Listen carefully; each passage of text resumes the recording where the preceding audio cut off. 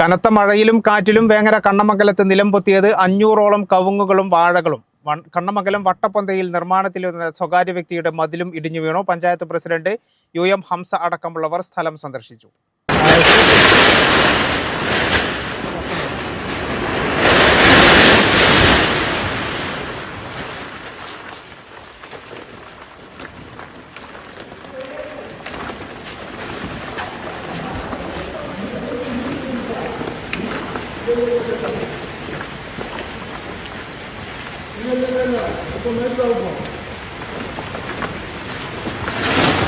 ചാടി പൊട്ടി ചാടി.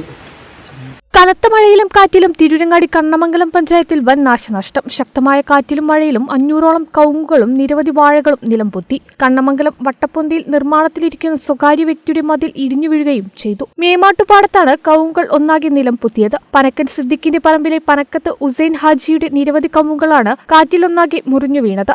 അച്ഛനമ്പലം മേമാട്ടുപാടത്ത് ചെള്ളിവളപ്പ് സ്വദേശികളായ കീരൻ വേലായുധൻ എന്നിവരുടെ 500ൽ പരം വാഴകളും നശിച്ചു. വൻ നാശനഷ്ടങ്ങളാണ് പ്രദേശത്തുണ്ടായത്. ഗ്രാമപഞ്ചായത്ത് പ്രസിഡന്റ് UM ഹംസ, സ്ഥിരസമിതി അംഗങ്ങളും സ്ഥലം സന്ദർശിച്ചു. കേരള വിഷൻ, തിരൂരങ്ങാടി.